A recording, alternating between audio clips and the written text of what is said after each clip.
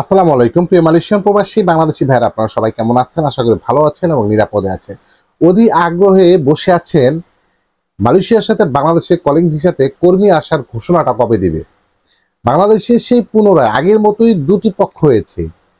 একটি পক্ষ যে সিন্ডিকেট চাচ্ছে না, সিন্ডিকেট বিহীন কর্মী পাঠাতে হবে। আরেকটা পক্ষ চাচ্ছে সিন্ডিকেট করেই কর্মী পাঠাবে। যারা সিন্ডিকেট করে কর্মী পাঠাবে এই পক্ষে রয়েছে, তারা অপপ্রচার চালাচ্ছে কলিং ভিসাটা বন্ধ করার জন্য। আর যারা সিন্ডিকেট বিহীন চাচ্ছে তারা সমঝোতার মধ্যে আসতে যাচ্ছে যে কিভাবে কর্মী পাঠানো যায়। তো গতকালকে মিটিংয়ে কিন্তু ফাইনালি কোনো সিদ্ধান্ত আসেনি, কিন্তু মালয়েশিয়ার প্রধানমন্ত্রী ডক্টর মোহাম্মদ আনোয়ার ইব্রাহিম স্যার সে কিন্তু আসলে বাংলাদেশিদের কলিং ভিসা টানার জন্য আগ্রহ দেখিয়েছে এবং মাল্টিপল ভিসা নিয়েও তাদের মন্ত্রণালয় এই বিষয় নিয়ে কথা বলেছে। হয়তোবা বাংলাদেশিদের জন্য মাল্টিপল ভিসাটা চালু হতে পারে, এটা আমরা মনে করি সকলের জন্যই অনেকটাই কাজে দিবে। যাই হোক, ফাইনালি কলিং ভিসার ব্যাপারটা পজিটিভলি আসতেছে। হয়তো সিন্ডিকেট থাকবে না, সকল এজেন্সি কর্মী পাঠাতে পারবে মালয়েশিয়াতে, কিন্তু মালয়েশিয়ান সরকার খুব বেশি এজেন্সি দিয়ে কর্মী পাঠাতে ইচ্ছুক না। তারা কিছু এজেন্সি ডিসাইড করে দেবে। যাই হোক, সর্বশেষ আপনারা যারা অধি আগ্রহী ছিলেন মালয়েশিয়াতে আসবেন, বিশেষ করে 18,000 কর্মীর আটকা পড়েছিলেন, তাদের আসার অনুমতিটা সর্বপ্রথম প্রাধান্য পেয়েছে। এই ব্যাপারটা সেখানে উত্থাপন করেছে। তো ইনশাআল্লাহ হয়তো রিসেন্টলি আপনারা আসার জন্য সকল কার্যক্রমগুলো স্টার্ট হয়ে যাবে। 18,000 কর্মীর মধ্যে 7,726 জন কর্মী সর্বপ্রথমে আসবে। ধাপে ধাপে পরবর্তীতে সকলের ডকুমেন্ট যদি আইডেন্টিফাই করার পর ঠিক থাকে তাহলে বাকি কর্মীগুলো আসতে পারবে। এবং মালয়েশিয়াতে কোন কোন সেক্টরে কর্মী নেবে অনেকের অনেক আগ্রহ, কিন্তু এখন পর্যন্ত ওরকম কোনো তথ্য আসেনি।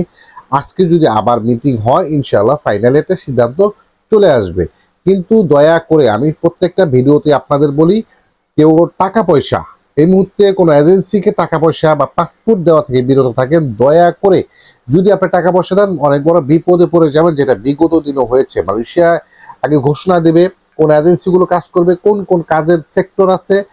এখন এই মুহূর্তে আমি মনে করি কেউই বোকা না, আপনারা সকলেই সচেতন আছেন। যেহেতু কলিং ভিসা খুলছে বা খুলবে, কর্মী নিয়ে আসবে, সেক্ষেত্রে আপনার আর এখানে ইগো বা মনহীনতা দেখিয়ে লাভ নাই। অনেকে অবৈধ প্রবাসীদের বৈধকরণ নিয়ে কলিং ভিসা স্টপ করার জন্য বলেছেন, এটা আসলে হবে না। এটা একটা চলমান প্রক্রিয়া, ট্রেনের মতন, যেখানে সেখানে ব্রেক করা সম্ভব না। যেটা কলিং ভিসা এটা হচ্ছে একটা ট্রেনের মতো চলমান প্রক্রিয়া, এটা চলতেই থাকবে। যেখানে এটা থামার সেখানেই থামবে। তো এটা নিয়ে আর আমরা কিছুই করতে পারবো না। তো মালয়েশিয়াতে এখন যারা আসবেন আশা করি তারা বোকা না, সচেতন ব্যক্তি। আপনি যে এজেন্সির মাধ্যমে আসবেন, অনেকে তো এজেন্সির মাধ্যমে আসবেন, মালয়েশিয়ার কোনো খোঁজ খবর বা ইনফরমেশন আপনার কাছে থাকবে না। বাট আপনি যে এজেন্সির মাধ্যমে আসবেন ওই এজেন্সি 100% প্রয়োজনে এগ্রিমেন্ট করে নেবেন। এগ্রিমেন্ট বুঝেন তো, 100 টাকার স্ট্যাম্পে প্রয়োজনে, যেমন বর্তমানে ইউরোপ বা সেনজেন কোনো দেশের মধ্যে কর্মী যেতে চাইলে 100 টাকার স্ট্যাম্পে কিন্তু তারা এখন এগ্রিমেন্ট করে সাইন করে নেয়।